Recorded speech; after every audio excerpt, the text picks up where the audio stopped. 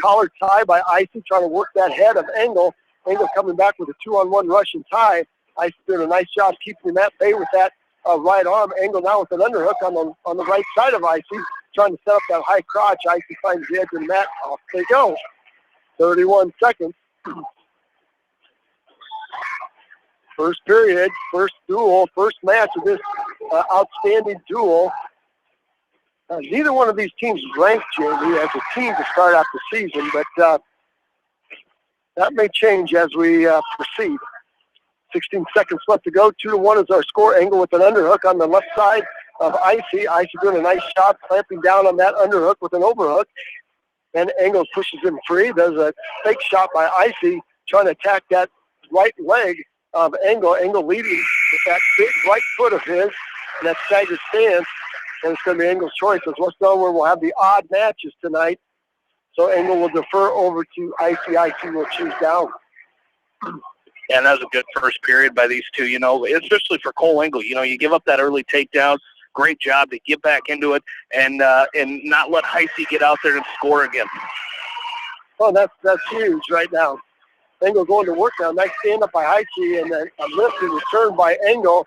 And Engel goes right back to work on that inside wrist on the left side of Icy. Now trying to set up a chicken wing with it, trying to set up a tilt. West Delaware is tough with that 2-on-1 tilt. And Engel's got an Icy loaded up on his hip, trying to go to the right, then switches back over to the left. Icy belly down, bracing out as wide as he can be, right in the center of the mat. We've got the two mat lamps out tonight.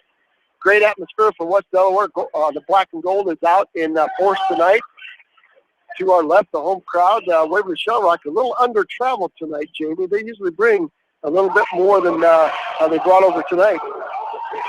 Yeah, they really are. Usually they'll put as many fans in the stands as West Delaware, but this year, it's early, and it's funny how these Waverly, not just these Waverly Shell Rock teams, but the more the season progresses, how winning will put the fans in the stands. And right now, it's early. Neither team is ranked, so you've got your traditional fans over there. As you see Steve Felsky in the third row, he's a big Waverly. He's a diehard. I tell you what, he's good to see him here and his wife. And, it'll get there. Well, you're exactly right. Well, there's Engel with the tilt on Icy, and Icy's trying to roll out of it. And Engel, no points again to show for it. He had that tight waist 2-on-1 tilt. Icy did a nice job bridging out of it. And Engel got a 1,001 count, 18 seconds left to go. Engel with the chicken wing on the left side of Icy. 2-1 is your score. Engel, all business on top, doing a great job. He's got a chicken wing on the left side, inside ribs on the right. Now we're going to get stalling against Icy. Good call. Engel trying to load that chicken wing up with a tilt. Finding the edge of the mat is Icy. No points for Engel as the period ends. It's 2-1. It's going to be Icy's choice.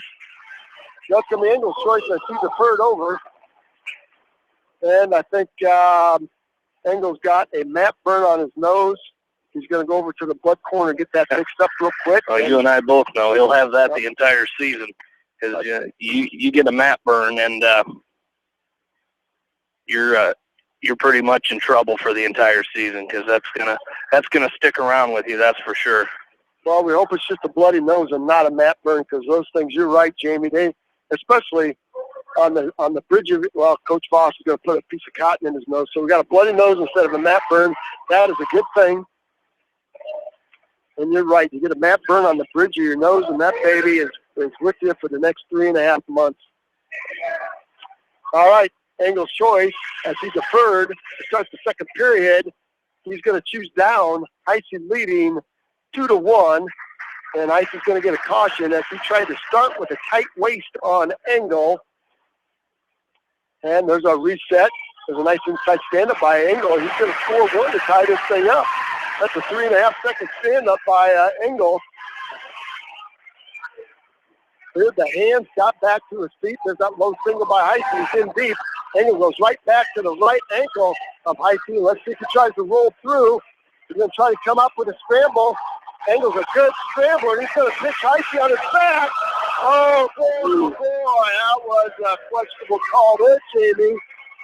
Wow, I think I would let that go a little bit longer. Supporting parts might have been in as Engel was driving Icy to his back. The referee called him off the edge of the mat right in front of the Waverly Shell Rock bench. That was great action by Engel. It was, and to come out of the scramble and have the opportunity to throw Heisey to his back was a feat in itself. But it was a judgment call there, and the two officials got together, and I think the second official he agreed. I don't think he can overrule that, but why not have something like that in our first match of the season? Why not have a little controversy and get the fans fired up?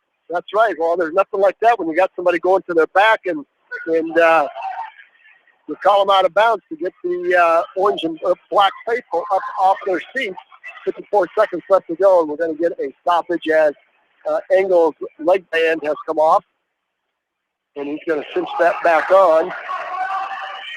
We're wearing the black singlet, majority black with the white band across the chest, white West Delaware across the chest. I see that low stance. Engel has both hands dropped down around his ankles right now to protect that. 38 seconds left to go. Like to see Engel shoot in. There's an underhook by Engel in deep. Let's see if he can set up that high crotch with it. Engel has not taken a shot yet off his feet. He's been counter wrestling high feet. 2-2 is our score, 0-0. This is the first match of the 2015-16 season. Icy with a hard collar tie. Engel, low hand. Icy now driving Engel off the edge of the mat. Engel's got to try to circle back in. 16 seconds left to go. We might be going to overtime. Maybe not only do we have a controversial call, but we've got overtime. There's a double by Engel in deep. Off the edge of the mat we go. 7 seconds. And Icy in on a deep shot.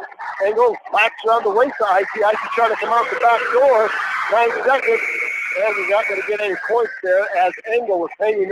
He was draped over the top of Icy through the crotch. And Icy tried to pop his head out. And I'll tell you what, that was a great shot by the youngster from Waverly Shell Rock. That really was. And late in that that third period, and I think this is going to be it. As Icy's in deep, but like you said earlier, Engel's shown ability to scramble. Is no points awarded yet. Well, I see him deep on a double. He's trying to pop his head out. Engel's trying to keep his head in as he's hanging on, and that's going to be a 2-point takedown. Engel's going to lose in overtime. 35 seconds left to go, and that's just a matter of Jamie coming up with a shot.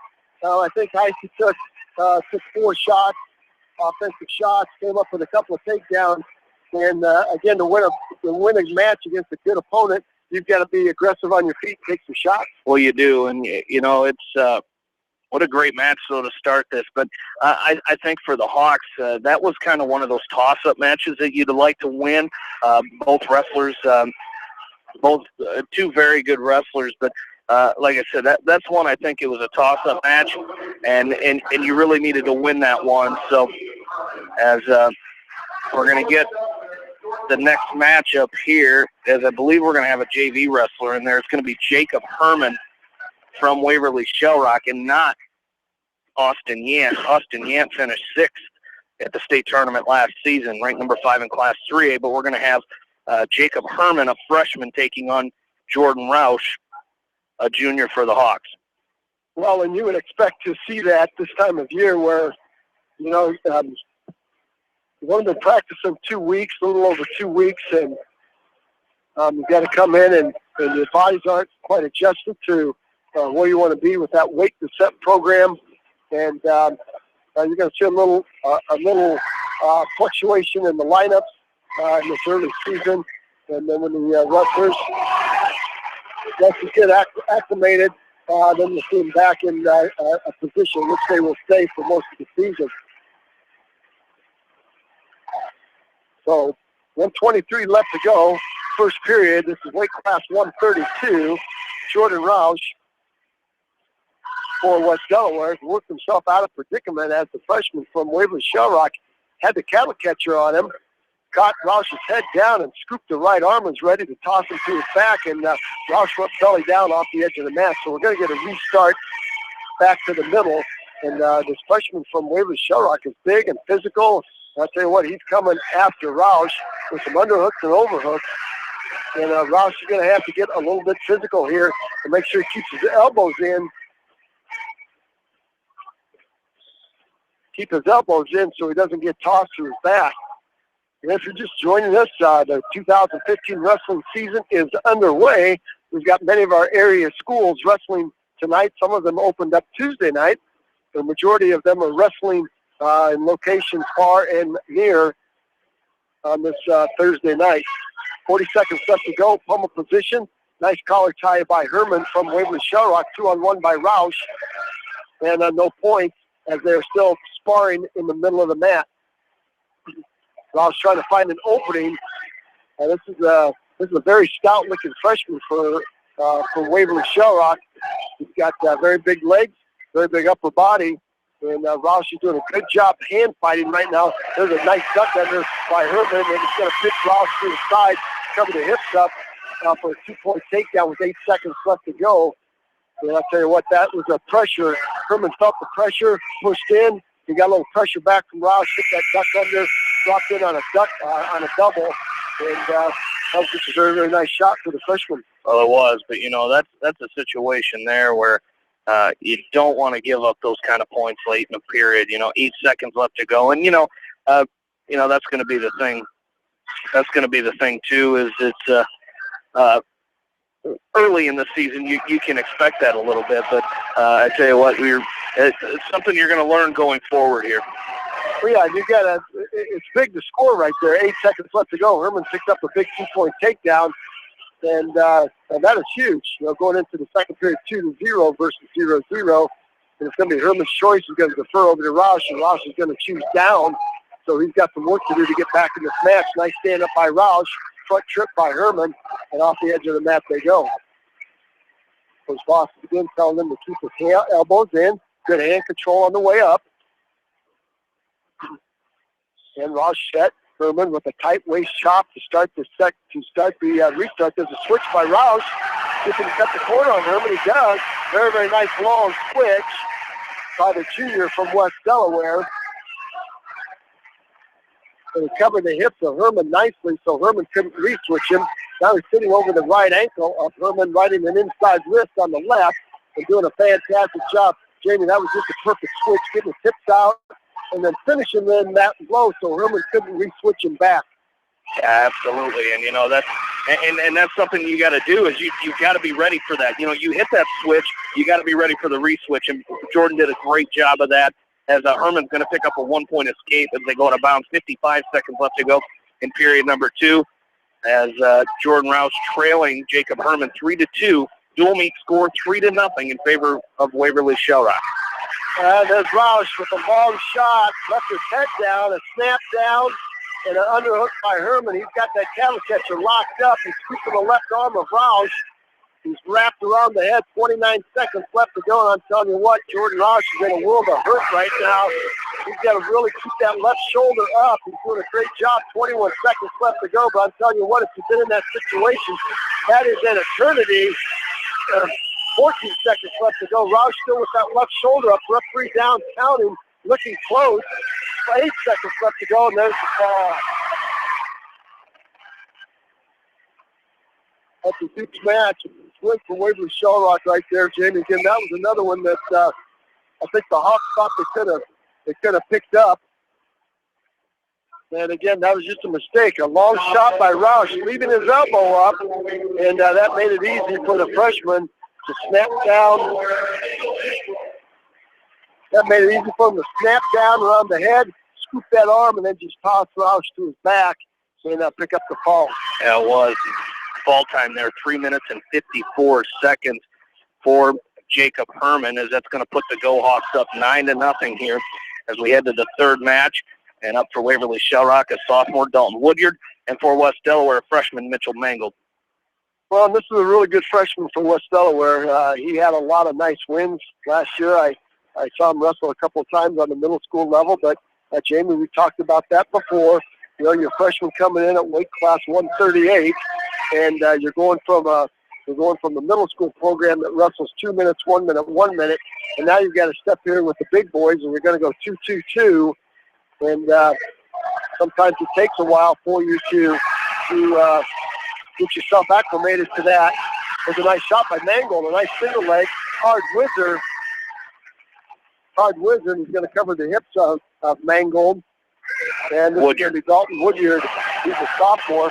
And Woodyard slapped the cross body right in on Mangold. Mangold comes up to a hard tripod trying to shake Woodyard down. If he could grab the head and pull that under, he could pick up 2. He's doing a nice job. He's going after the head right there. There's a nice 2-point reversal by Mangold. And he's going to knock this thing up at 2-2. So, nice job by the freshman.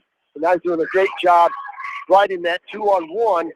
He's got a ball and chain. He's got the left arm of Woodyard wrapped between his legs. Woodyard now frees the ball, frees his left arm, and faces out. Hard cross face by Mangold from right to left, trying to set up a cross face cradle. Now maybe a chicken wing by Mangold on the left side as Woodyard posts wide. 15 seconds left to go. First period. And another great match here. A lot of action.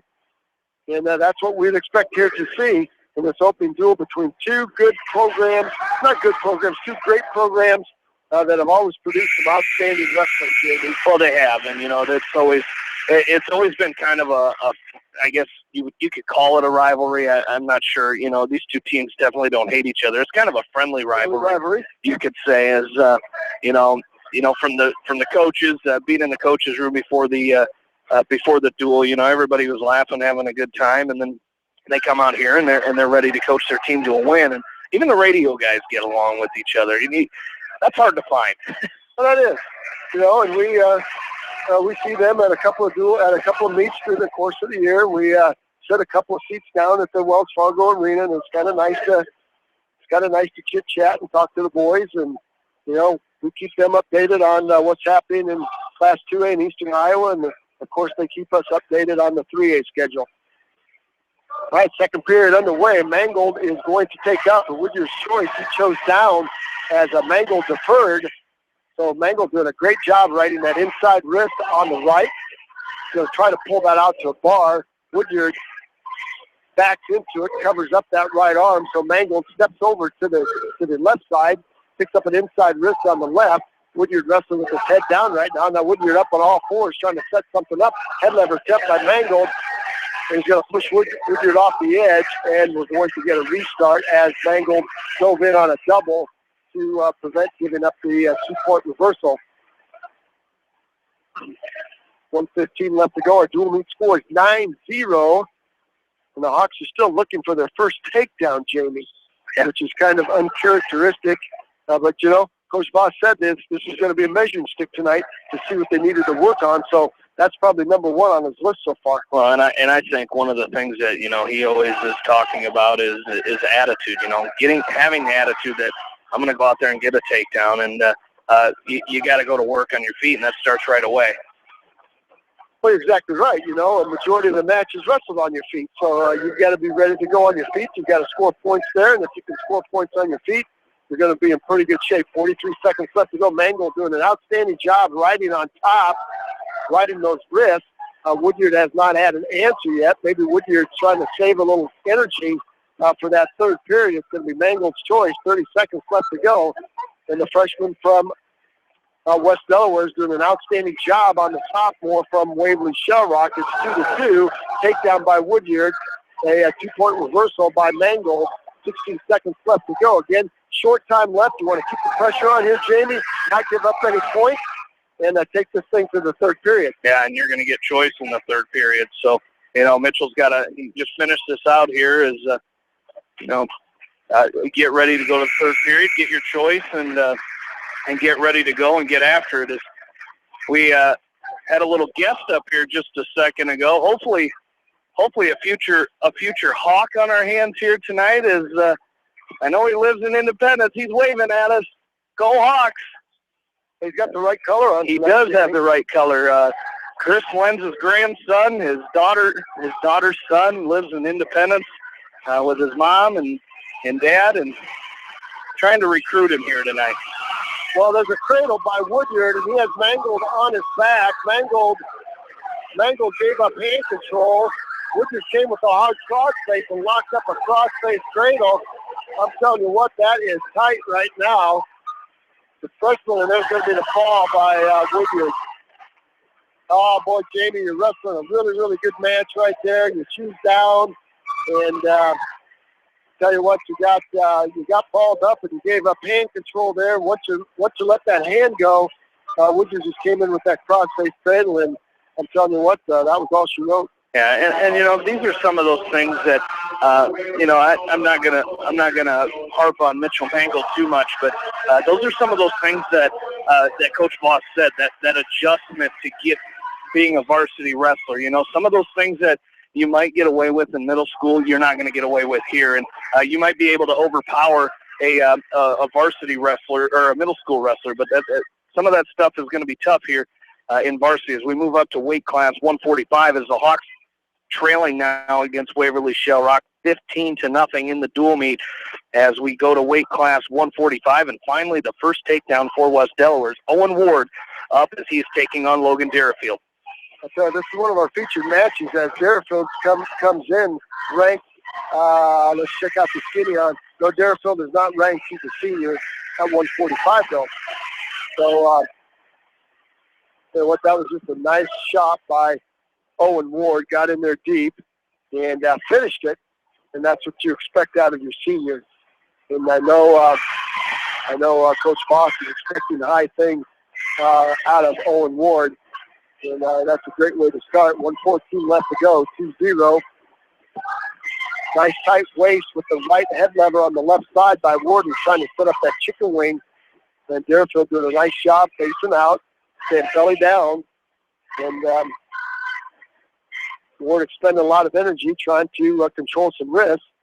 And we've seen those Go-Hawk wrestlers, Jamie, face out underneath and maybe conserve some energy. And Deerfield doing a good job of that right now as Owen Ward is really working on top. That may be a case where, hey, if I'm Owen Ward, I might let him go. Yeah. And wrestle a little bit on your feet. And that's one of the other things, you know, in the first duel of the meet, how well conditioned is your team? And I think that's something the Hawks and Go-Hawks are both trying to figure out here tonight in this first duel. Head off the edge of the mat. We're going to get a restart. 22 seconds left to go. If you're Owen Ward now, you're just going to ride him out, I believe, and try to look for a tilt if you can. Try to look for a tilt and see if you can score a quick 2 here with 23.1 seconds left. We're going to get a caution against Ward as he started just a fraction of a second early. There's the reset. There's the whistle. Switch attempt by Deerfield. Deep waist, far ankle by Ward as he sets Deerfield back on his hip. Now Ward trying to lock up a chicken wing on the right side. Now hard crossface from right to left. 10 seconds left to go. Then we're going to get stalling against Deerfield. Good call there by our official as the senior from Waverly Shell Rock is playing the turtle, just facing out underneath. We're going to go to the second period with a 2-0 lead. Some updated scores from around the area tonight. Owine defeats Edco tonight 60-15. Monticello taking on Central DeWitt, Davenport North, and Northeast Goose Lake tonight. They lost their first duel against Central DeWitt 60-12. Western Dubuque is hosting Benton Community in South Tama tonight. They defeated South Tama 51-7. Anamosa loses a close one to Clear Creek Amana tonight, 32-25. Tuesday night, Independence went 2-1. They beat Charles City 57-17, beat Waterloo Columbus 61-13, and then lost to New Hampton 43-30. Other matchups tonight: Central City, Midland, and East Buchanan are all at Maquoketa Valley tonight. Starmont is at MFL Marmac, and mentioned those other ones already. So a lot of area action here tonight. Well, Jamie, that was just a tremendous flurry of activity there by Owen Ward as he started down, and he picked up a one-point escape. Then he picked up a stalling first as Deerfield would not return. Now we're going to get stalling against Ward for riding parallel and tying up the ankles of Deerfield.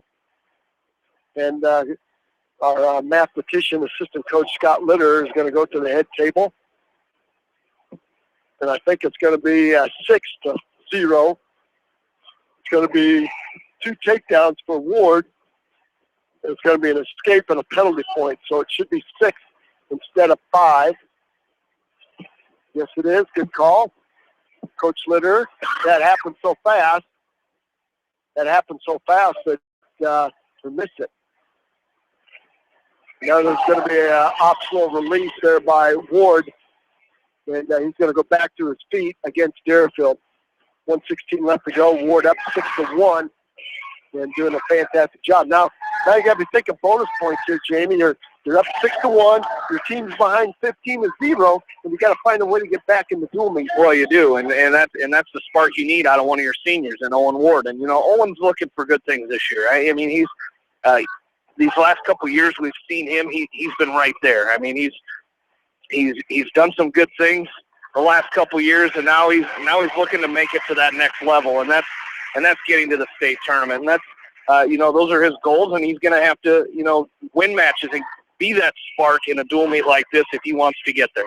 Exactly right. He's off to a good start. He's up 8-1 and doing a great job riding that tight waist on Deerfield. Another takedown by Ward with that low single. I'll tell you what, he just snatched that right up. And 145-pounder wrestling for West Delaware right now. An outstanding football season by Owen Ward. Jamie, I think he got slighted on some of the all-state football teams. I thought he was that. Just watching West Delaware play those last couple of games there. He's kind of a spark plug for that team and doing a great job, kind of that glue, one of those seniors, that glue that holds things together. And it's nice to have one of those types of kids, not only on your football team, but on your wrestling team. Especially with the season he had last year. He went 27-12 last season, 46-25 in his varsity career. So, he's like we said, he's right there. But he definitely had a great football season. And I could even, if I wanted to, look up his football stats. The Quick Stats is back this week. That was an early Christmas present for Iowa high school sports nerds, was to get Quick Stats back this week. Well, it was exactly. That's they do some good stuff. It's nice to pick up on that. But we're going to pick up another takedown to end the second period with a throw by, and their second period is going to come to an end. And he's up 10-2, so he's got bonus points there. He's picked up a major decision right now, but I'm telling you what, a fall right now would put the Hawks back in this thing in a hurry. It's 15-0. With 1:36 left to go, and a dual mate score. There's going to be stalling against Deerfield. There's 1 point for Ward. Now 11-2. Ward riding that inside wrist, trying to pull that right arm of Deerfield out. Now he's got it out. Let's see if he can set up that farmer. Let's see if he can lock it up and throw Deerfield to his back. He's working on it. He's going to scoop the head, then he's going to scoop the arm. He's going to slap Deerfield to his back. Let's see if he can get the fall here. He's got it tight. He's got 107. He's got to settle in, chest to chest, key out Owen Ward. Scoop that left arm, scoop the right arm. He's scooping the right arm. He's trying to lift that head and get Deerfield on his back. Deerfield in a high bridge. Ward tried to lift that and he lost the arm. Rat is going to pick up 3. He lost the arm. And it's 14-2, 14-3 now. Boy, I'll tell you what, that's as one old coach told me, Jamie, you got somebody on their back. You never want to let them off their back. And I'll tell you what, that was just good defense so by Deerfield as he worked that arm free and got himself back to position. Yeah. Now they're back to neutral. Yeah, then Deerfield, right after he got away from that, picked up a 1-point escape to make it 14-3. 24 seconds left to go as they go out of bounds. Again, the dual meet score 15-0 in favor of the Hawks. They're going to pick up, as of right now, they're going to pick up 4 points here on a major decision by Owen Ward. So that that's the spark they needed here as they head into weight class 152 coming up. Well, Deerfield is awakened within this last 30 seconds of this period. He has opened up and finally decided that he needs to wrestle a little bit. And he's pushing the tempo a little bit. Owen Ward with a nice long shot. Deerfield offering pressure. There's a throw. And we did give him 14-5. Late takedown by Deerfield as Ward tried to launch him with a headlock. And Owen not going to be happy about that. Happy, but not going to be real happy. You're looking for 6 and had an opportunity to get 6. And you get 4 out of it. Well, yeah, and he's got to, in that late situation, You like to see him going after that throw, but you also, it's something you got to be careful doing late in a match because you never really know. You don't want to give up a fall of your own there. Well, exactly right. Well, we've got a highly ranked wrestler for Waverly Shell Rock in Zach Wagenhofer. He's ranked number 6 in Class 3A, taking on Ricky Millian, the senior for West Delaware. And Wagenhofer in on a double, a down block attempt by Millian, and a bear hug by Wagenhofer sets up Millian on his backside, picks up the 2 with and 2 back points off that. Down escape by Millian. And there's Wagenhofer back in on that double to a bear hug. So what, he is very efficient with that. Gets in on that double, then climbs the body and locks right above,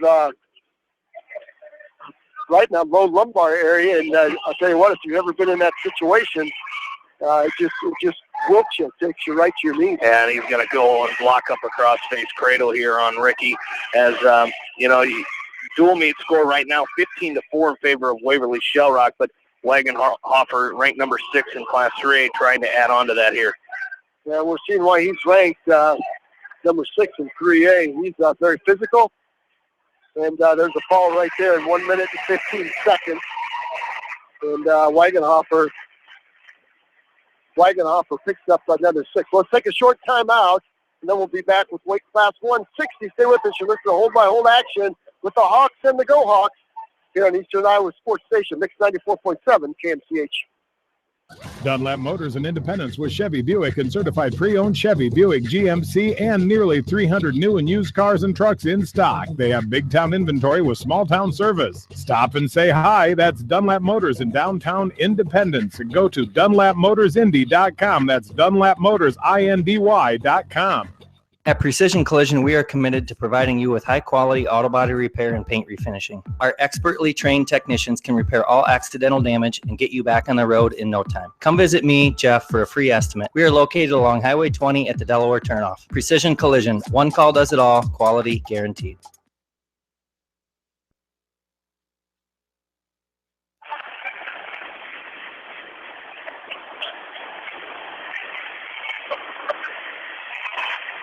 Welcome back into the Seedorf Gymnasium, along with in-studio producer Paul Glaza, Jamie Vasky, Roger Reed back with you. Don't forget, tune in tomorrow night as we bring you high school basketball. Tomorrow night as the West Delaware girls host Vinton Shellsburg right here in the Seedorf Gymnasium around 7:30. Join Bill Logan and Rob St. John with the call of that one right here on Mix 94.7 KMCH. Our next weight class 160. And up for the Hawks is a freshman, Jordan Brees. And for the Go Hawks, ranked number 4 in Class 3A, 6th place in the 2015 Iowa High School State Championship is Seth Walker, a senior for Waverly Shell Rock. Well, we're seeing that right now, Jamie Waugh. He got in on that hard double, and he sky-lifted Brees up in the air. Then he brought him back down, and he tipped the Turk in. And Brees covered it up. Now hard cross-face cradle by Walker, and he's going to get the ball in 104. And I'll tell you what, we're into the meat of the Go Hawk lineup right here. Trevor Byram, he's a junior coming up at 170, and Harrison Goebel. We'll see if Harrison Goebel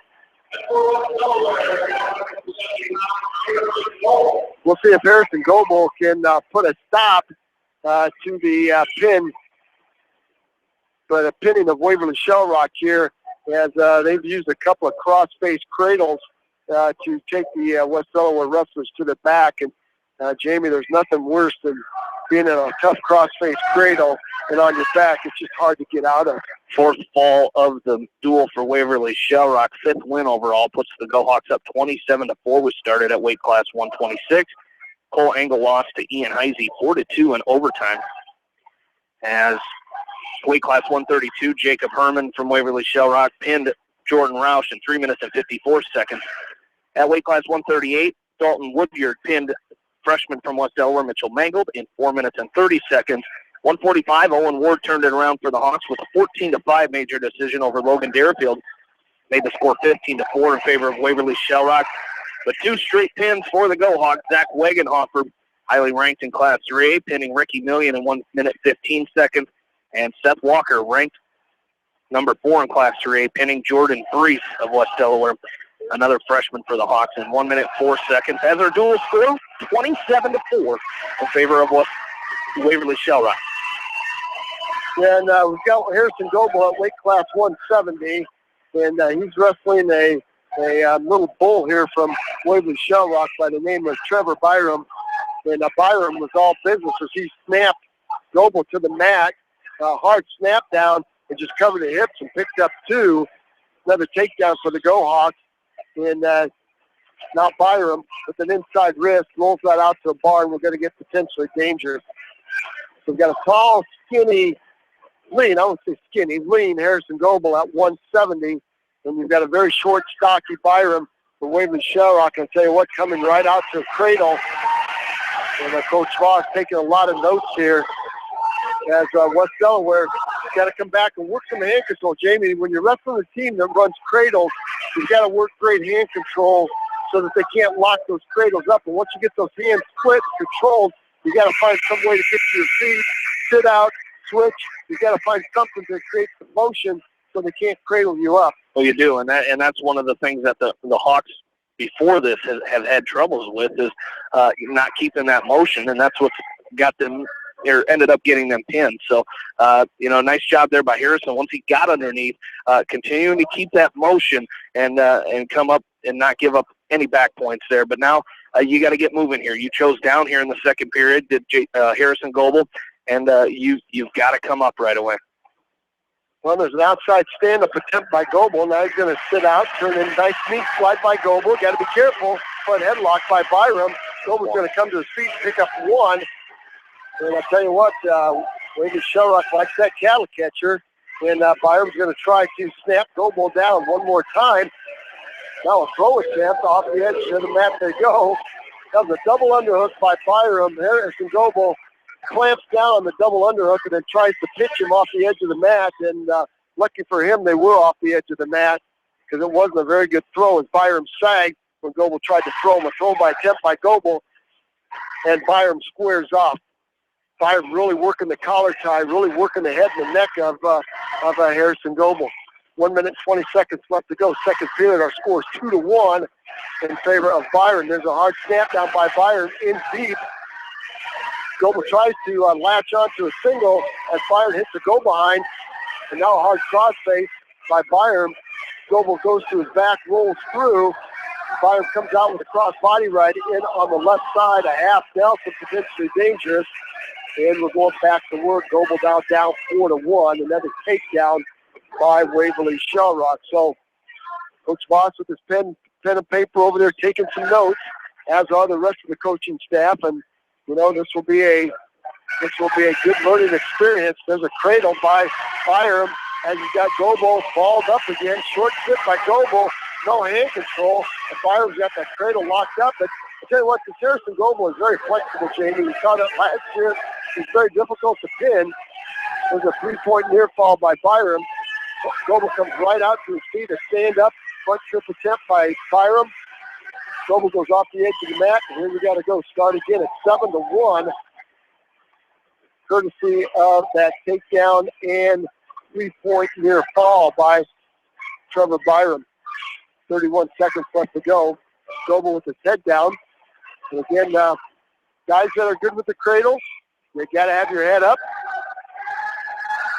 And you really, really got to work to free yourself. Yeah, you really do. You've talked about the Hawks here tonight, and, you mentioned the takedowns earlier in the duel. The Hawks still only have takedowns from one wrestler. So, that's one of the things you like to see. You need to work on early here is being a little better on our feet. As the Hawks have 4 takedowns, and all 4 of them came from Owen Ward. So we got to get a little bit better on our feet. Another little side note here is we used to have Waterloo West in this dual meet as well, as former West Delaware wrestler Brett Whelan used to coach at Waterloo West. Now he's an assistant here under Coach Whitcomb here at Waverly Shellrock, as Coach Whitcomb here for Eric Whitcomb for the Waverly Shellrock GoHawks. His assistant coaches are Mike Schwab, Nick Keith, Josh Meyer, Brett Whelan, Alino Jamesi, Brett Behrens, and Cody Price. For the West Delaware Hawks, head coach Jeff Voss, 21st year as the head Hawk. His assistant coaches Chris Lenz, Scott Litter, Pat Phillips, Mitch Payton, and Kurt Hatfield. There's a long single shot by Harrison Goebel. He leaves that left elbow extended, and Byram scoops that left elbow and wraps around the head, tries to throw Harrison Goebel to his back. He's going to pick up a 2-point takedown. Now he's working on a major decision, 9-1 on bonus points for the GoHawks. I kind of thought this match would be just a smidge closer, Jamie, when we first saw it coming out. And Goebel might pick up a 2-point reversal here. I'll tell you what, a great scramble by both wrestlers as Byram tried to put the legs in. And Goebel pulled Byram underneath and tried to come out the back door. And Byram covered the hips up of Goebel. Goebel exposed his back, so Byram picks up a 2-point near fall, making it 11-1 with 54 seconds left to go. And again, Jamie, you know as well as I do, football shape is different than wrestling shape. And it's going to take a little bit for West Delaware to get their wrestling shape, get their wrestling legs under. And they will be tested again on Saturday as the Bob Murphy invite will be right here in the Cheetos Gymnasium. There's a nice point reversal by Goebel. He ends up with a chicken wing. 26 seconds left to go. He's got Byram going to his back. And Byram wings down that left arm. And Goebel's got to try to reload it again. Got 9 outstanding teams coming to the Seedorf Gymnasium and the West Delaware campus on Saturday. So you won't want to miss that tournament. Jamie and I will be here with all the home-by-home action. I'll tell you what, some of the best wrestlers in the state will be here on Saturday. 12 seconds left to go. 11-3. Goebel needs to pick up 1 point somehow. And there goes optional start. And Byram turns right into the legs of Goebel. Latches onto the right leg. We're probably going to get a stalemate. No, we are. That time's going to run out. That's going to be 11-3 major decision by Trevor Byram. And the GoHawks are going to pick up 4 more points, making the score now 31-4. Heading into weight class 182. I believe Waverly Shellrock's got another really good wrestler. Jameer Moore. Jameer Moore. He's a state qualifier. He's currently ranked number 8 here. But you know what? West Delaware's got a really good wrestler here also, Jamie. Yep, we're going to send senior Corey Russell out. He's ranked number 6 in Class 2A. State qualifier from a year ago. Jameer Moore, also a state qualifier for Waverly Shellrock last year. Well, physically, these two are going to be matched up pretty even. No, this is not Jameer Moore. Unless we're going to move Jameer Moore. This is, I'll get the name here for you.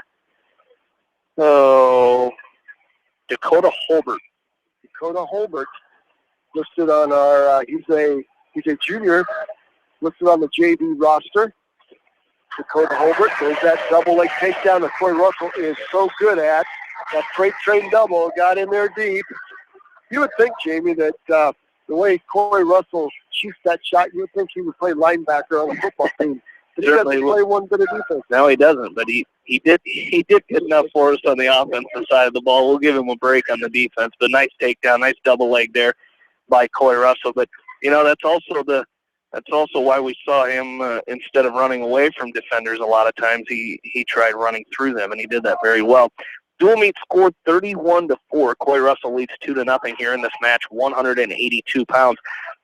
You mentioned the Bob Murphy Invitational here on Saturday. You mentioned those 9 teams. Of course, the host team, West Delaware, Davenport Assumption, Central DeWitt, Decorah, Fairfield, Muscatine, Red Oak, Waterloo East, and Benton Community.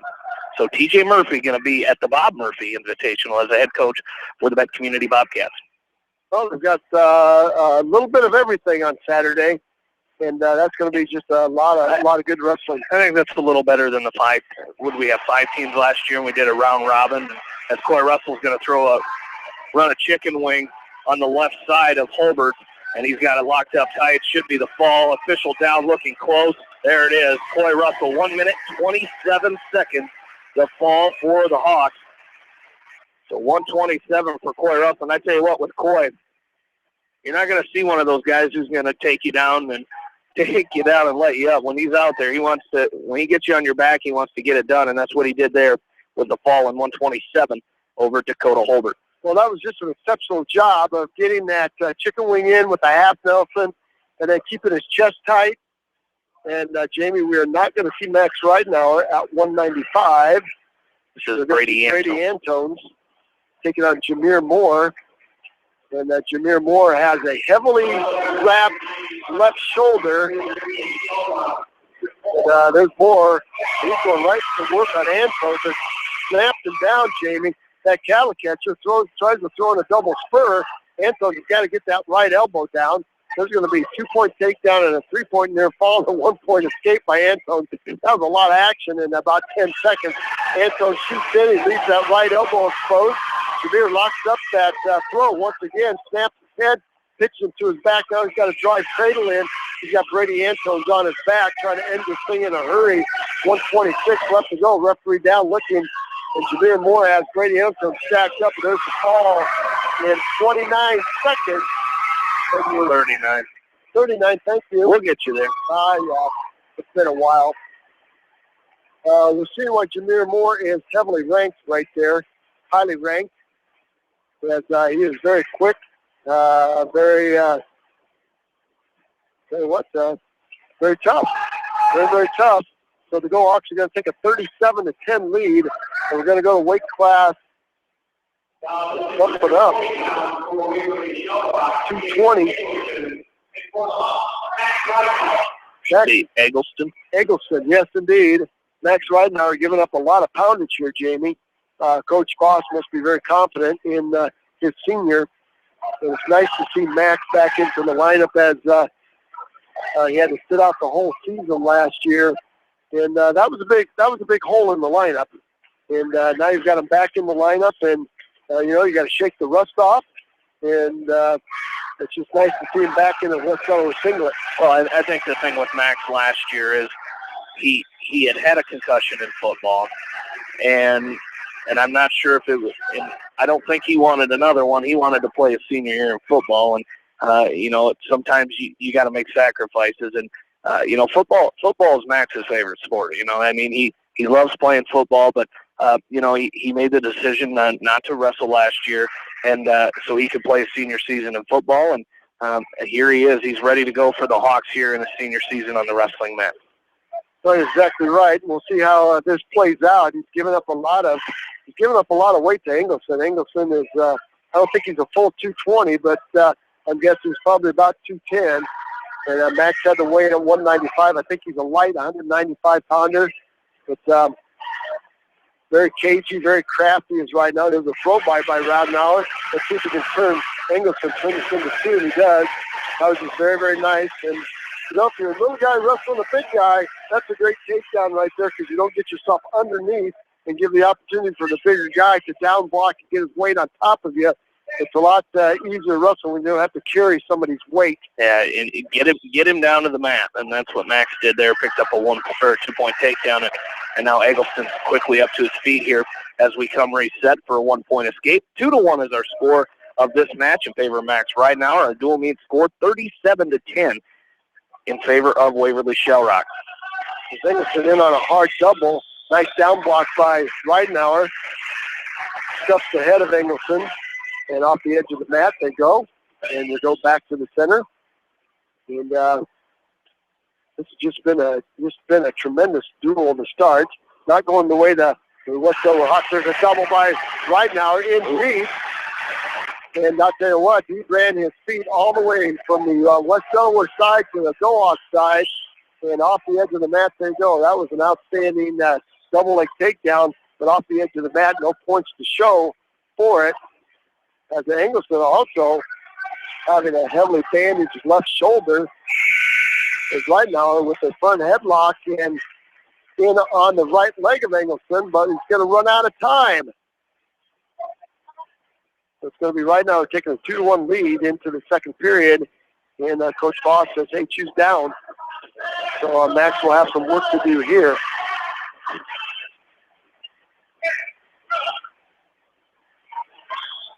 Good dual meet to start this 2015 season. There's a crossbody ride. You wouldn't expect to see that out of the short stocky Ingleson. He puts a crossbody ride in on Ridenauer, and he's got Ridenauer going to his back. Max Ridenauer to his back as a power half delta by Ingleson. Jamie, that's what you talk about. And, you don't want that weight on top of you. Now a body scissor by Ingleson. He's got Ridenauer wrapped up tight. And 1:32 left to go. There's the ball right there. Oh, boy. And that's one you're going to put right back in your memory bank to go back to your feet or go on top. And I'm not sure that Max thought that was going to happen. I don't think Coach Boss thought that was going to happen, but that's wrestling when these two teams get together, Jamie. Well, it is, and you got to credit some of that to the weight of Eggleston that was on top of Ridenauer. He just you could tell the weight definitely made a difference there, and he once Eggleston got on top and threw that in, and that power half, that's a big man move. And Max Ridenauer, you'll find out later in the season, he's not a big guy. Yeah, I mean, especially at 220 pounds. 195 to 220 is a huge jump. About 195 to heavyweight as Riley Steckelberg, listed at 195, is going to take on Caleb Zeeser here at heavyweight. So this is a quarterback for the Go Hawks, taking on a lineman for the West Delaware Hawks. And we just saw that with Ridenauer and Ingleson. I'm sure Ingleson was probably some sort of a lineman with the body he's got, the legs he's got, the power he's got. And we'll see if Caleb Zeeser can turn the tide here on the Go Hawks, using a little bit of his size and weight to his advantage. Steckelberg. Sorry, Riley Steckelberg was the running back. I said quarterback before. Yep. He was the running back. The running back. All right. Well, he looks like he would have been a good one. 1:03 left to go. Our dual meet scores 43-10. The max score here at 285 is 0-0. We started at weight class 126. So we've got about 4 weight classes to go yet. 285, 106, 113, and 120 to wrap up this early season duel. 45 seconds left. Collar tie by Stecklenburg, retie by Zeeser. Zeeser gives them a shove loose. And now a retie, another collar tie by Stecklenburg. Trying to work that pro bicep by Zeeser. I think what Zeeser's got to do, Jamie, is just get that weight on Stecklenburg and make him carry that, be heavy on his head. Just get him used to carrying that weight. Zeeser's got to be around 245, maybe 250. Make Stecklenburg carry that weight. 13 seconds left to go, first period. And Stecklenburg shoves Zeeser back, and Zeeser says, come on, let me have some more of that. Zeeser staggered stance, leading with his right leg. So that Stecklenburg is going to back off the edge of the mat as our time runs out. Let's see whose choice it's going to be. It's going to be Zeeser's choice to defer over to Stecklenburg. And Stecklenburg is going to go up on top. So we might see the legs coming, might see a cross body of some sort here. Inside near ankle by Stecklenburg. Nice tripod stand up by Zeeser. Zeeser's going to get to his feet. And he's going to split the hands of Stecklenburg for a 1-point escape. So we'll take an early 1-0 lead with 1:44 left to go in this second period. Again, another youngster from last year, Caleb Zeeser, getting a lot of matches in, earning his spurs.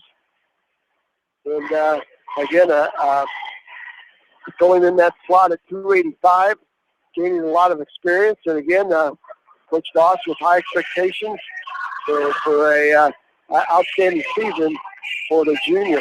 There's a nice shot by Zeeser as he pitches, Stecklenburg to his back. Throw by, kept on Stecklenburg, took a fall right here. 105, a lot of time for Stay out to his feet, Caleb Beazer. You don't want to go there. Good tee. He's trying to step over. He's got to stay to his tee. Stecklenburg's trying to roll through. The weight might help him here, the weight advantage. He's got to side back over, Jamie. He's got to get out. There it is. There's the ball. Coach Ball will make a note of that. Boy, you got to stay with from being in a good tee position. He went parallel with Stecklenburg, and Stecklenburg almost rolled through, and then he got himself back out enough to sit that shoulder down. So there's a nice ball by Caleb Beazer. That's a good way to start. Oh, it is. You know, that was a great job there by Zezer. And, you know, I think like we saw with Ridenauer and Eggleston, that weight advantage helped him there in getting that ball. Normally you don't want to try to go parallel, but he was able to get the ball, and that's going to move us up to, you know, this is really one of the only featured matchups that we're going to see actually take place here tonight, as we didn't see Coy Russell and Jameer Moore, but we are going to see Sam Phillips, two freshmen going at it here. I did it already, didn't I? Ryan Phillips. I was giving you a hard time. Coach Reed 1, Jamie 0. No. Ryan Phillips, ranked number 10 in Class 2A, and Dylan Albrecht, ranked number 6 in Class 3A. So, that's okay, buddy. I'll tell you, this Albrecht is a big 106-pounder. And I'm not sure what Ryan Phillips weighs. He's not the biggest 106-pounder right now. But the Albrecht is very tall, very lanky. So I tell you what, he's very muscular also. So the young Phillips will have his work cut out for him here. There's a single attempt. Phillips with a double underhook. Now an over-under by both wrestlers. 109 left to go. There's a step-through attempt by Albrecht. Now Albrecht on top of the head of Phillips. Phillips now with a retie on Albrecht. Well, good work here by both of these. I think both these guys are freshmen, Jamie. Two really good freshmen here going at it. And good test for Phillips. Good test by Albrecht. Albrecht with a snap and snap down on Phillips, trying to attack that left leg. Albrecht now in on a single hard whizzer by Phillips on the right arm of Albrecht. Albrecht now with a back trip for Phillips. And Phillips is going to have to give up two as he bails out.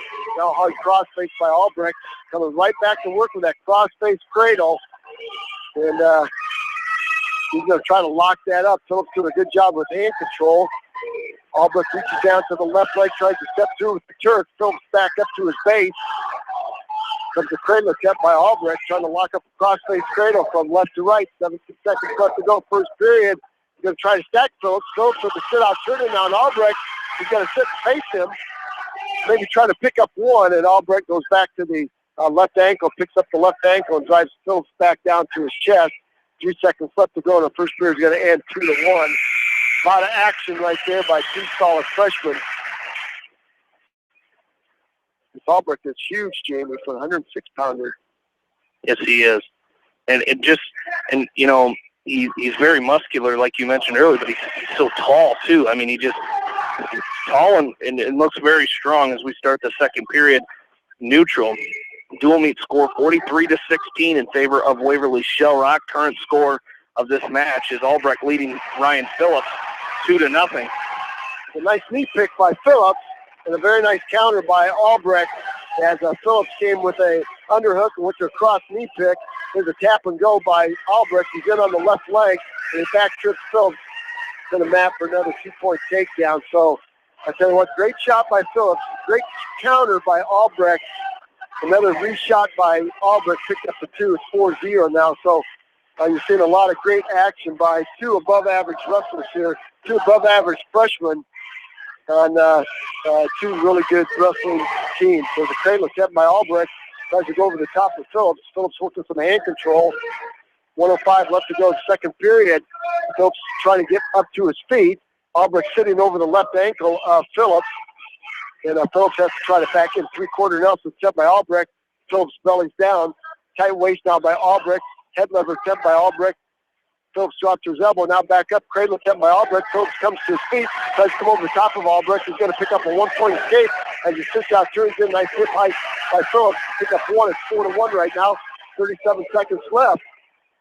There's Albrecht right back in on that single to the right side, or excuse me, the left side of Phillips. Double underhook down by Albrecht, double overhook by Phillips. Let's see if he can try to set up a throw here of some sort. 21 seconds left to go, looking for some pressure. Albrecht backing out. Albrecht trying to drop in on a single. Phillips looks like he's going to try to throw him. Phillips with a headlock on Albrecht. Albrecht's going to try to roll him through, and off the edge of the mat they go. Nice little flurry there by Ryan Phillips. You could see him trying to set up a throw, and he threw that headlock right near the edge of the mat. But you gotta keep working at it here.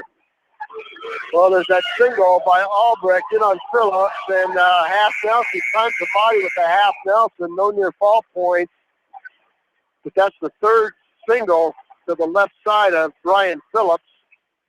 So Phillips will probably, you talk about a guy that's got that one shot. Jamie, we talk about that from a coaching standpoint, to be able to switch your stance, okay, from leading with your left foot to maybe leading with your right foot. So if you got a guy that's always shooting to your right side, you're able to give him your opposite side. So it frustrates him a little bit. Yeah, it does, and that's you got to give a lot of that credit to Dylan Albrecht, because he's you can tell already his first match as a freshman here on the varsity, and we're seeing already why they've got a freshman ranked number 6 in Class 3A. And he's very, very tough. And I would anticipate seeing him win a lot of matches this year just because of his sheer size for a 106-pounder. There's Phillips trying to throw Albrecht in a headlock and scramble position. Phillips chest down. Watch that elbow. Referee's got to stop that. I got to stop that. Thank you very, very much. As Phillips had his right arm and elbow tied up in a knot over his back. Albrecht's arm was through and wrapped around. You see something bad happening right there. 1:21 left to go in the third period, 7-1. Albrecht again. Now Phillips leading with that right leg. This time he's got his left leg back. Sweep single attempt by Albrecht. Nicely countered that time by Phillips as he gave him the other leg this time. Leading with his right instead of his left. Phillips trying to back trip on Albrecht. Going to pick up 2. Nice inside trip by Phillips as he came with a double underhook. An inside trip, and Albrecht had nowhere to go but to his backside. 7-3 now, 51 seconds left to go. Phillips now tries to tilt. Albrecht trying to keep belly down. Power half Nelson by Phillips. Albrecht peels it off. Tight waist now with the left, chop with the right. Albrecht takes the right hand, good hand control by Albrecht as he tries to take the right arm of Phillips over his head and around. Tries to come with a stand-up. And Phillips now out in front facing Albrecht. Albrecht comes to his feet. Phillips trying to set up a cattle catcher. Albrecht dives in on a single and now switches over to a double. Phillips tries to high leg out of it. It's going to be a 1-point escape for Albrecht. Nice scramble. I'll tell you what, you talk about a good technician is Phillips to get somebody his size. 2 seconds left to go, and it's going to be a throw attempt by Phillips, and we're going off the edge of the mat to end this match, 8-3. I'll tell you what, Jamie, that was a good match right there. And 2 good freshmen, 2 great freshmen, and just a lot of fun to watch those guys go at it. It really was, and a nice job, good effort there by Ryan Phillips. Just coming out, you're going up, coming in, you're going up against a pretty good wrestler. Like we're going to go to our last match.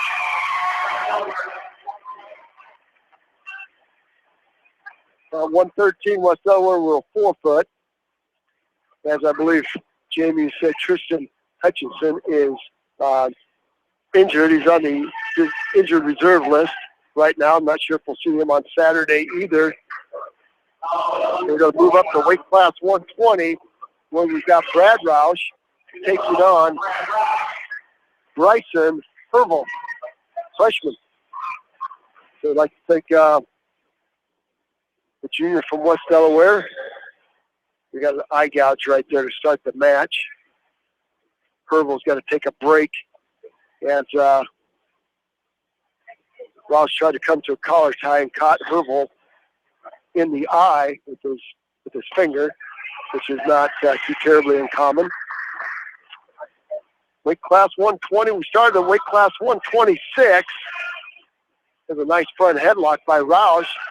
I'll tell you what, he gets a little sloppy with it, and they get potentially dangerous right there. Roush got a little sloppy with the front headlock while it got loose. And instead of pulling Hervel off to the side, he pulled Hervel right into his legs. And Hervel latched onto a single. Roush had to come over the top and grab the right ankle of Hervel. He got a potentially dangerous out of it. As Roush trying to roll through, and again, potentially dangerous. And Coach Voss has to come up and say, hey, push his head down. He's trying to come over the top and then attack that ankle. There's a nice low single by Hervel in deep. Roush has to go to a down block. Now wizard by Roush.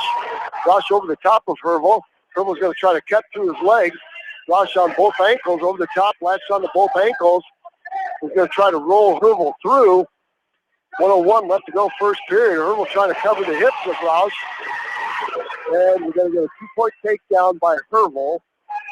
And we're going to get potentially dangerous by Roush with that knee one more time. So Hervel will pick up the takedown, and Roush will have to go down with 58 seconds left to go. Sit out triggered by Roush. Hervel in on a double. He's going to try to back trip Roush. Roush trying to roll Hervel through. There's locked hands. Locked hands by Hervel. Roush is going to try to roll Hervel through as he's going to try to come out the back door now. As he latches onto the right leg of Hervel. And we got to get a stoppage right there, Jamie. Yes, we do. Thank you, Mr. Referee. They get 1 point for Roush as Hervel locked hands. That's a good thing because Hervel had Roush going to his back, and that will bring Coach Whitcomb to the bench. He's going to ask for a little clarification on that. As we've got some other scores to pass along here tonight, as we mentioned, Oline defeats Edco 60-15 tonight. Monticello has wrestled 2 duels. They lost to Central DeWitt 60-12. They lost to Davenport North 39-24. East Buchanan beat Midland 75-0. Then beat Central City 72-6. Don't have any scores between Maquoketa Valley and those two teams, as they would have wrestled Central City and Midland. I guess they're wrestling East Buchanan right now. Starmont loses to MFL Marmac 60-12 tonight. And Western Dubuque defeated South Tama 54-14. And Anamosa loses to Clear Creek Amana 32-25. Well, we've got wrestling is in full gear now, Jamie. And it's going to be a great season. So we'll be right here with all the hold-by-hold action. Well, the first period is going to end with Roush in a scramble situation. Hervel tried to slap the cross body right in. Roush came to a tripod, tried to come out the back door, and Hervel was hanging on for dear life. And Roush is going to go up. And Coach Voss has seen enough of what's we're going down and getting taken to their back. So there's a stand-up by Hervel. And Roush with a crossbody of his own. Now cross-face cradle by Roush. He's got it locked up. Let's see if he can throw Hervel to his back. Hervel faced out. Roush has that cross-face cradle locked up. I tell you what, it is in deep. Let's see if he can take Hervel to his back. Hervel trying to spread out as wide as he can. Roush is going to try to roll through.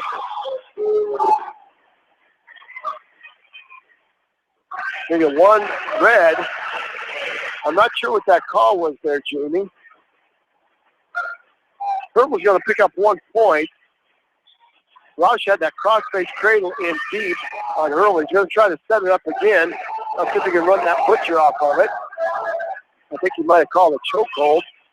Roush really working that cross-face from left to right across that cheek, the cheekbone of Hervel. Roush very physical on top, but he doesn't have any points to show for it so far.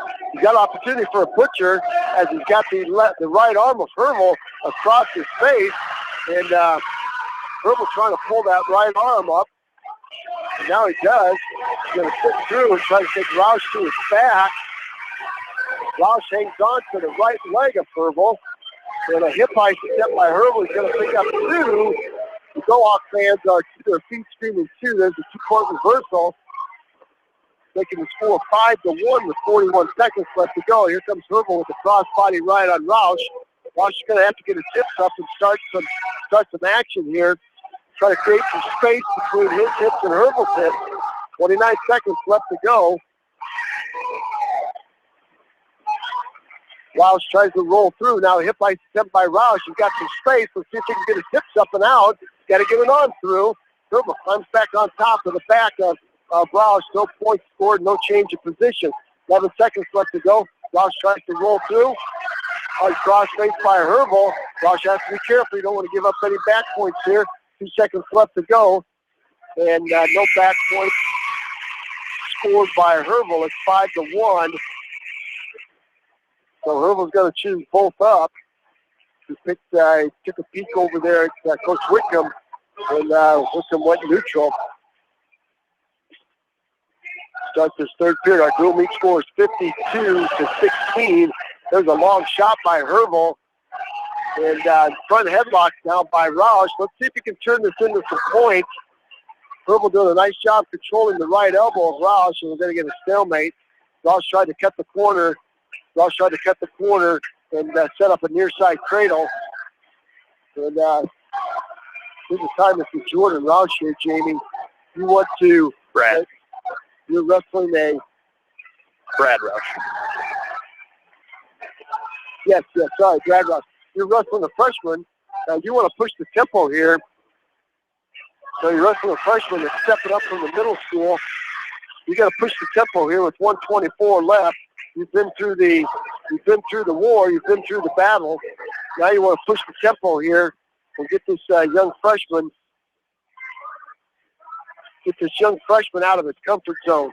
Roush now trying to work as a double leg takedown by Herbal. He's getting deep on Roush. Roush has to down block. Once again, tries to go over the top. Herbal trying to come out the back door. He's got Roush elevated. Roush hanging on to the left ankle this time. Herbal trying to roll through. Herbal trying to pop his head out. That's going to be a 2-point takedown. And now maybe some back points. Got 1,001 count.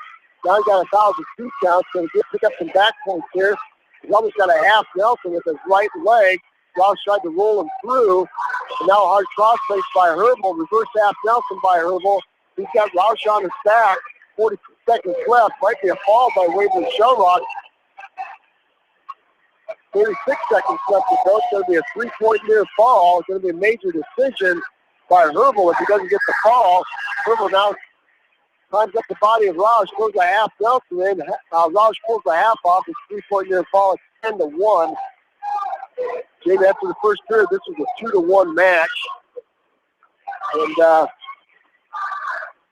the freshman from Waverly Shellrock has just been solid with just some good technique. Well, they have, and they've done a great job. They've shown. You mentioned that neither one of these two teams ranked, but they're showing that when it comes dual season, they're going to be one tough team to contend with. I think you're exactly right. Well, there's a crossbody ride by Herbal, and Max is going to wind down. And no points scored there. It's going to be a 10-1 major decision by the freshman from Waverly. That's going to give the Go Hawks 4 more, making a final score 60-16. Let's take a timeout. 56. That's it. That's it right there. Let's take a short timeout. Jamie's adding up all of his, tallying up all the stats here, and he'll come back with a recap for us. Stay tuned. We've got more for you. You've been listening to Hold by Hold Wrestling Action right here on Eastern Iowa Sports Station, Mix 94.7 KFCH. AK Sports in Manchester offers team apparel, screen printing, hunting and fishing supplies, and more. Get your game on with AK Sports, your local sporting apparel store, and more in Manchester. When it comes to financial planning, most financial companies focus on your income. At Northwestern Mutual, we focus on your outcome. It takes the right financial partner who cares as much about your future as you do, building a financial plan to meet your life's priorities and helping you achieve the financial security you're after. Focus on your financial outcome with Northwestern Mutual. Contact me, Mitch Payton, or Matt Schulte today. You and Northwestern Mutual, stronger together. American Trust and Savings Bank wishes all area athletes and coaching staff continued success. American Trust and Savings Bank with locations in Dyersville, Farley, Dubuque, and Des Moines. Simply better banking. Check them out at americantrust.com. Member FDIC, Equal Housing Lender. Sight and good vision is very easy to take for granted until it is taken away. Advanced Eye Care Associates of Eastern Iowa is here to help you. Advanced Eye Care Associates of Eastern Iowa is located at 105 East Butler Street in Manchester and at 1113 West 3rd Street in Benton. Your vision is our primary focus.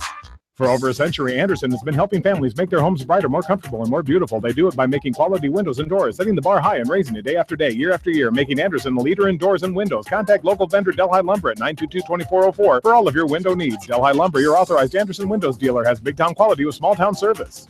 At Community Savings Bank, it's simple. Simply free checking comes with free debit cards, free online banking with bill pay, free mobile money, and free thank you gifts. Find out more about Simply Free Checking at one of our 7 locations or online at csbiowa.com. Community Savings Bank. Member FDIC.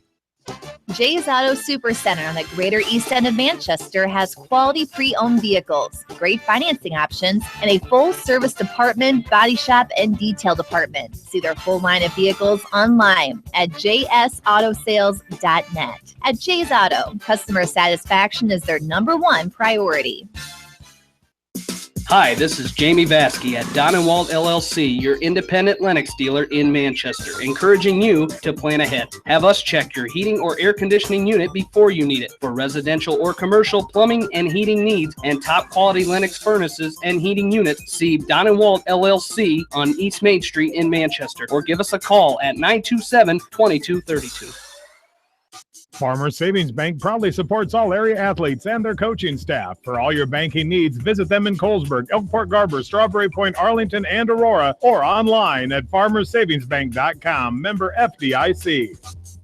Biofield is your headquarters for all your seed, chemical, and fertilizer needs. They have professional service and quality products needed to bring the best crop to market. Biofield, providing growth opportunity for 18 locations across northern Iowa and southern Minnesota.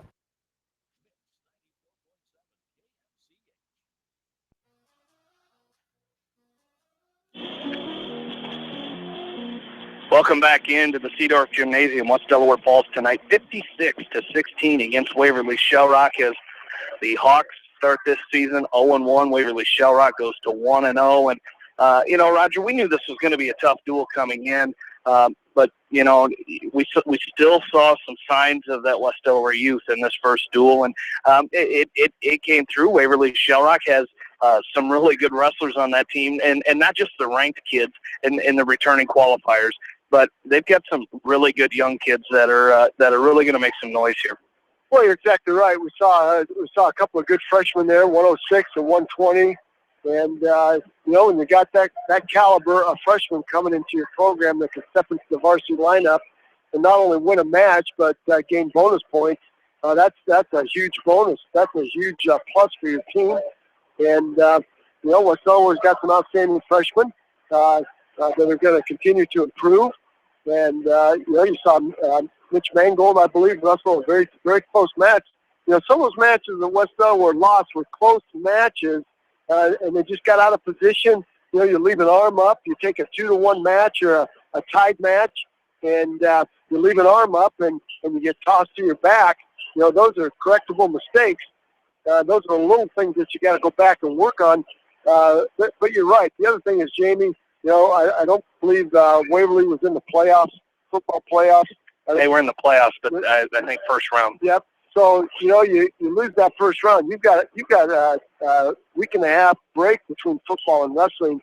It's the opportunity to let your body heal, opportunity to let your mind freshen up.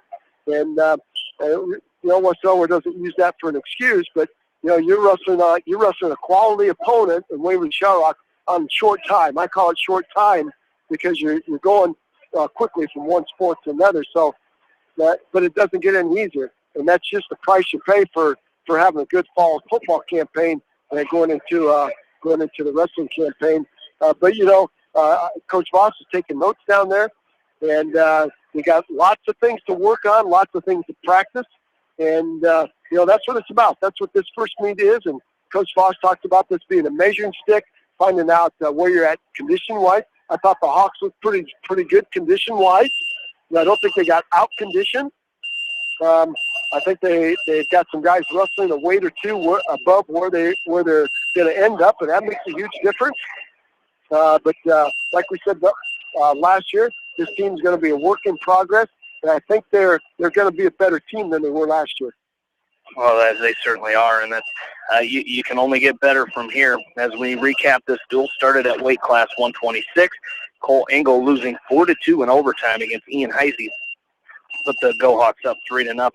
At 132, Jordan Roush losing by fall to Jacob Herman. And weight class 138, you mentioned Mitch Mangold. He was right in that match, but giving up a fall in 4 minutes and 30 seconds against Dalton Woodyard. At weight class 145, Owen Ward, the senior from the Hawks, gets the Hawks on the board with a 14-5 major decision over Logan Deerfield. That made it 15-4 in favor of Waverly Shellrock. 152, Zach Wagenhofer from Waverly Shellrock pinning Ricky Million in 1 minute 15 seconds. Weight class 160, Seth Walker, sixth-place finisher last year with a fall over Jordan Brees from West Delaware in 1 minute and 4 seconds. That made it 27-4 Go Hawks. Weight class 170 was Trevor Byram from Waverly Shellrock with an 11-3 major decision over Harrison Goebel. At weight class 182, Coy Russell getting the returning state qualifier for the Hawks, getting off to a 1-0 start here as he gets a fall in 1 minute 27 seconds against Dakota Holbert. We were hoping to see a top 10 matchup from Class 2A and in Class 3A with Coy Russell and Jameer Moore. Did not see that match, but Russell made the score 31-10. Jameer Moore, however, did bump up to weight class 195 and pinned Brady Antones of West Delaware in 39 seconds. Weight class 220, Jacob Eggleston from Waverly Shellrock pinning Max Ridenauer in 2 minutes and 30 seconds. At heavyweight, Caleb Zeezer with a fall over Riley Steckelberg in 3 minutes and 15 seconds. That made the score 43-16 Go Hawks, and that was the last points the Hawks would score. Is weight class 106, top 10 matchup in Class 2A and 3A. Dylan Albrecht with an 8-3 win over Ryan Phillips. And at 113, the Hawks forfeited to Derek Wyatt. That made the score 52-16, and at 120, it was Bryson Hervel with a 10-1 major decision over Brad Roush. Final dual meet score 56-16 in favor of Waverly Shellrock. Some match totals: Waverly Shellrock with 17 takedowns, West Delaware with 8. As Waverly Shellrock had 6 pins, West Delaware with 2. And major decisions, Waverly Shellrock had 2. And West Delaware had 1. As the West Delaware head coach, Jeff Voss, joins us here. And Coach Voss, you knew coming into this dual meet tonight that Waverly Shellrock would be a good opponent to start the season, but you knew your kids were going to come out here and fight. You knew there were some learning curves that were going to happen with some of the younger kids, but not the way you wanted it tonight. But you mentioned in the pre-meet here that this is a good meet to see where you are early in the season. Yeah, I think the thing the guys learned the most is the intensity you got to have for a varsity match. I thought they were a lot more physical than us, and that's just the mentality that I'd rather find that out now. Obviously, it didn't. We had some good matches going, and then all of a sudden, I think they just got they had a little more attitude, a little more intensity, and turned a close match into a pin, But the only way you figure that out is when you wrestle those type of matches. And, I know these guys are going to get better as the year goes on. And a lot of it, it's a mindset that you got to have. And we found out what it was like tonight. And we got to make sure we have that the next time we go out. Now, one of the things we saw was, Waverly Shellrock a little more aggressive on their feet. You guys had 8 takedowns, but 4 of them came from Owen Ward early in the dual meet. What are some things you guys need to work on, especially from your feet? Well, I think that intensity was in all positions. They were more intense than us in all the positions. So, it's not necessarily on your feet or I think they beat us off the whistle when we were underneath. The first 5 seconds, I didn't think we exploded off the bottom. And again, that's more of a mindset that I'm going to get my butt in gear and go. That's something that'll be addressed tomorrow. And I know we're going to come out better on Saturday, and we'll have a little more of an attitude with that. What are some things that you're going to take some positives out of this dual meet here tonight against Waverly Shellrock? You can always find some bright spots in the dual meet as, you get to see some of those, you see, a kid like Coy Russell coming back and really being a spark plug. And we mentioned Owen Ward, he had 27 wins last year, and he's got his goals set high, and that's a great start as a senior. If you fall behind early, it's 15-0, but to get that spark plug from Owen Ward. Yeah, I some guys wrestle pretty well, and I talked to them up in the room. The kids that were out there on that varsity mat are going to be responsible for bringing that intensity into the room tomorrow, and I know they're going to do that. But wrestling, it's a different sport. It's one-on-one out there, and you got to you either crank it up or the guy's going to give it to you. And we had some guys that did crank it up a little bit, but I think as a team overall, we just got to have a little more attitude out on the mat, and that's something they got to learn, and I'm confident they will. And I thought even some Mitchell Mangold, for example, wrestled a really good kid from Waverly, and he was right in the match and was actually wrestling really tough, but then again, there's that 5 seconds where you can't, when you're wrestling, every second is important, and you only get 360 of them in a match, and you gotta have great intensity and effort all 360. Because if you don't for 1 or 2 seconds, next thing you know, you're in a situation where you can get pinned, so I think that again is something that the guys are going to learn and learn from and build on here as we get going. Well, you mentioned Saturday, the Bob Murphy Invitational, adding 4 teams from last year. You had 5 last year, but you pick up 4. Some really good teams in there. Always tough. Davenport Assumption. Decorah's got some good athletes. Bent Community, you get TJ Murphy in the Bob Murphy Invitational. At least one Murphy will be here on Saturday. But then you throw some teams like Muscatine and Red Oak in there. So a very good competition. Again, an early season test on where you guys are at. Yeah, as we've talked over the years, how in the last 10 years we've really kind of beefed up our schedule a little bit to prepare us for the end of the year. And Saturday, when I told the guys, I said, you thought, tonight was a tough night. There's going to be better kids here on Saturday as well. So, it's just you got to have that attitude and the mindset to wrestle competition like that. And we saw it tonight, and we're going to learn from it, and we're going to get better tomorrow. I think we can improve a lot in 24 hours. Just some technique thing, but it's more going to be the attitude it takes to compete against somebody that's really good.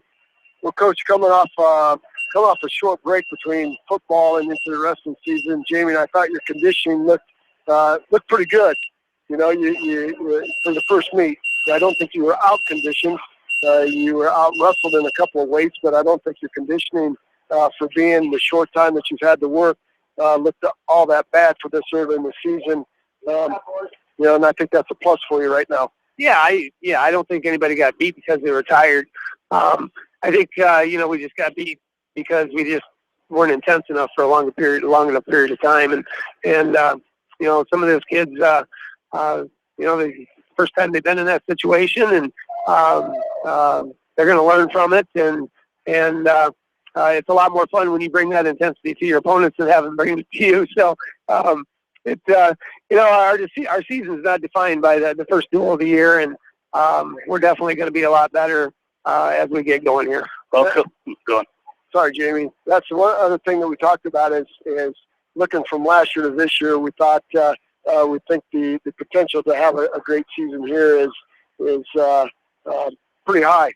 The lineup is not set in stone yet. However, where you were last year to where you are now with your experience and the quality of kids you got, we think the potential is pretty good to have a real fine season. Oh yeah, it's Waverly's got some hammers in the lineup, and they got some good freshmen in those lower weights, and so the potential is there, and I think it's more the kind of the attitude you got to take to the mat is the biggest adjustment we got to get taken care of here in the next 24 hours to get ready for Saturday. But sometimes you have meets like this, and you got to learn from that, and and I'm confident they'll do that.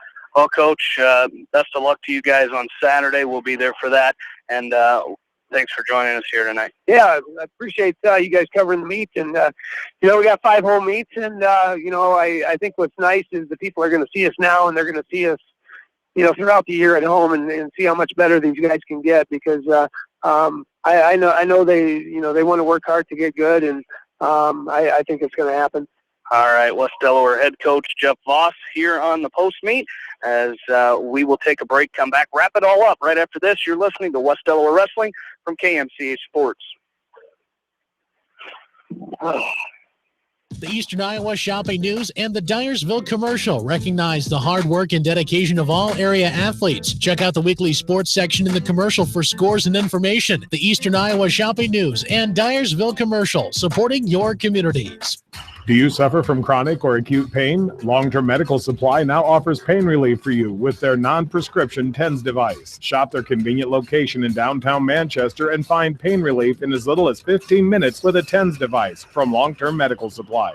Whatever your favorite sport, we know you will join Parrott Insurance and Grinnell Mutual in supporting all of our local athletes. Parrott Insurance is proud to be part of this community and looks forward to catching all of the sports action this year. If you want a strong insurance team working for you, call Parrott Insurance today for a quote from Grinnell Mutual and experience our policy of working together.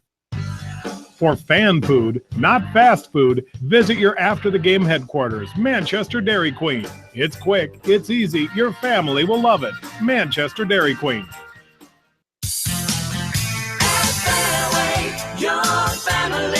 It's no secret that people come to Fairway in Manchester for their famous meats, but as you dash back to the counter to pick up your USDA choice ribeyes, don't be surprised if you find yourself lingering among the delicious fruits and vegetables in the produce department. Shop Fairway in Manchester for low prices and all your grocery needs. Head to Fireside Pub and Steakhouse before or after the game or anytime, featuring steaks, seafood, pasta, sandwiches, and even fresh-made pizza. They say it's the best around. Visit them on the web at firesidemanchester.com for a full menu and special offers. Just like a great coach, State Farm agents like me, Julie Smith, can help you develop a game plan for your insurance needs. Whether it's car, home, life, health, or business insurance, I can dig into the playbook and help you find the affordable coverage you need. For all your insurance needs, call on a winning team. The Julie Smith State Farm Agency in Manchester. Hi, this is Chris Henry, Service Manager of Brown Sales and Leasing in Elkader. Our goal is to make your car buying experience the best possible, and our factory-certified technicians are dedicated to you and your vehicles. Stop in and see us at Brown Sales and Leasing in Elkader, or visit us online at forbrowns.com. Your hometown dealer, wherever your hometown may be. Best of luck to all area athletes and coaches. At Three Rivers, our customers come first. Your business is very important to us. Our goal is to provide you with the best products and service that you have come to expect from Three Rivers. Visit our website at threeriversfs.com or the location nearest you. Three Rivers, your partner in growth solutions.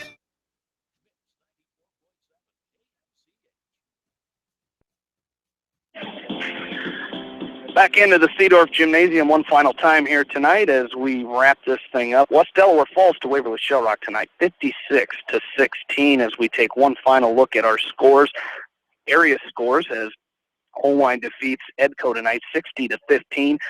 Monticello loses to Central DeWitt, 60-12, and loses to Davenport North, 39-24. It was a quadrangular in Delhi tonight. East Buchanan beat Midland 75-0. They beat Central City 72-6, and then a very close duel as the Buccaneers from East Buchanan defeat Maquoketa Valley tonight 39-34. Maquoketa Valley beat Midland 72-6, and Central City 78-0. Starmont was at MFL Marmac tonight. They lost that duel 60-12. There were some other teams up there, but it didn't show anywhere that Starmont was wrestling those two schools. Roger says they did, so we'll try to see if we can get a score on there for that tomorrow morning. In Epworth tonight, Western Dubuque hosting Benton Community and South Tama, as the Bobcats defeated South Tama 54-14. They currently lead Benton Community 42-13 with 4 matches left to go. Anamosa was at Center Point Urbana tonight. They lost to Clear Creek Amana 32-25 and lost to Center Point Urbana 48-36. Northwind losing 2 duels tonight. They lost to Lisbon 57-17, and then lost to the host team, Alburnett, 65-18. Tuesday night, Independence beat Charles City 57-17. They beat Waterloo Columbus 61-13, and they lost to New Hampton 43-30. Roger, some final thoughts on tonight's dual meet? Well, as Coach Voss just said, tonight was a measuring stick on where you're at to start the season, and a good measuring stick it was, because the Hawks have some work to do. And I appreciate his comment about being intense, and that's what this sport is about. It's mano a mano, man on man, and the guy that's going to come out with a little intensity, with a little attitude, is the guy that's going to win a majority of the matches. And that's the message that he's going to take back into the room. And I know he's got some great coachable kids there, some hardworking kids, some kids that love to wrestle, and he's going to get that message across to them. And once they get that fixed, they're going to be in great shape. Well, what we've got coming up for you the rest of the week, tomorrow night we've got West Delaware girls basketball versus Vinton-Schellsburg here in the Seedorf Gymnasium. As you can also, tomorrow night, West Delaware boys are at Vinton-Schellsburg. As also the bowling team is in action tomorrow night, as they are at Maquoketa at Timber Lanes in Maquoketa. One more thing on the schedule, Jamie. Tomorrow at the West Delaware Middle School Gymnasium, we got a quadrangular with the host Hawks taking on the Anamosa Raiders, the Blue Raiders, the Maquoketa Valley Wildcats, and the small group of Starmont Stars will be there with some good action. That starts at 4:15 tomorrow, so you won't want to miss that. Very good. And action here on KMCH tomorrow night, West Delaware girls basketball against Vinton-Schellsburg with Bill Logan and Rob St. John, starting at around 7:30 here on KMCH. No Coach's Corner Saturday morning, as the host of the Coach's Corner will be in Indianapolis, so we won't have that for you. We'll start that next week, as we've got the West Delaware Wrestling Bob Murphy Invitational here at the Seedorf Gymnasium, 11 o'clock, as they have JV portion of that schedule starts at 9 o'clock, as we will take the air a little before 11 and get you set for that game, or that meet, excuse me. Teams in the West Bob Murphy Invitational: Davenport Assumption, Central DeWitt, Decorah, Fairfield, Muscatine, Red Oak, Waterloo East, and Benton Community. And then, of course, Saturday night, when we wrap up our coverage from the Bob Murphy Invitational, we're going to have to wrap up quick, because starting at 5 o'clock is Iowa Hawkeye pregame show, starting right at 5 o'clock, and then a 7:17 kickoff as the Iowa Hawkeyes taking on the Michigan State Spartans in the Big Ten Championship game from Indianapolis, Indiana, with Gary Dolphin, Ed Podolak, Robbie Brooks, and the rest of the Iowa Hawkeye Radio Network. That's going to do it for us here tonight. We'd like to thank the sponsors of West Delaware Wrestling on KMCH, all 43 of them, as without them, this broadcast would not be possible. I'd like to thank in-studio producer Paul Glaza, and most of all, thank you, the listeners. For Roger Reed, this is Jamie Vasky saying good night from the Seedorf Gymnasium in Manchester, Iowa. Once again, the final, the Waverly Shell Rock Go Hawks 56 and the West Delaware Hawks 16. You've been listening to West Delaware Wrestling on Eastern Iowa Sports Station, Mix 94.7 KMCH. Good night, everybody. The KCRG T9 First Alert forecast: mostly clear skies and patchy fog tonight, especially in those river areas. Look for a low near 23. Mostly sunny skies tomorrow, a high of 45. Mostly clear tomorrow night, back to 28.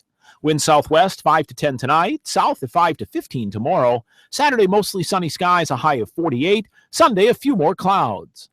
I'm TV9 First Alert Storm Team meteorologist Joe Winters on Mix 94.7 KMCH.